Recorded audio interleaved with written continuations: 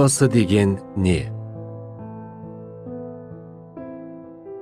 Отбасы жарық дүниеге көзіңді ашқан сәттен бастап айналып толғанып, қорғап қоршап бауырына басатын теңдессіз ыстық ұя.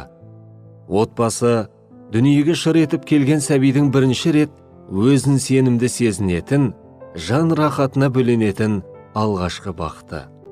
Отбасының жаңа қосылған мүшесіне анасы дүниеге келген сәттен құлағына сүйіспеншілік толы үнмен оған жалғыз емес екенін сыбырласа, әкесі жанында қолдаушысының әрқашан арқа сүйер асқар таудай сенімді тірегінің бар екенін сездіруге тырысып жатады.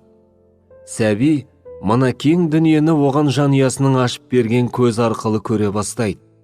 Жылдар жылжып, балалық шақ өтіп, жастық шақ жетіп жеткіншек болады. Отбасы өмірдің әр баспалдағын өз аяқтарымен басу үшін сәбиін қанаттандырып өмірге баулайды. Балаға жан қиярлықты, опалы болуды, жақсы мінезбен иман негіздерін үйрететін кең ауқымды тәрбие мекені.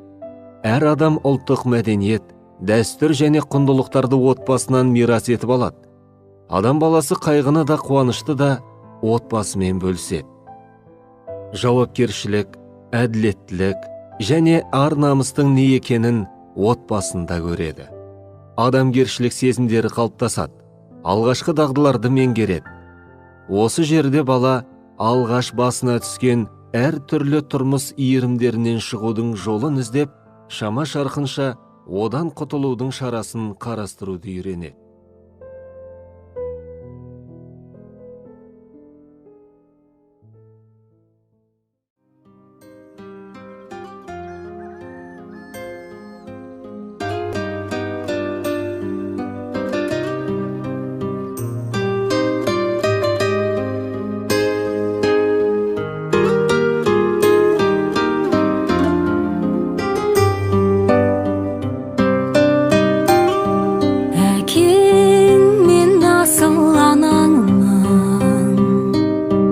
Бойында жатып жаралды,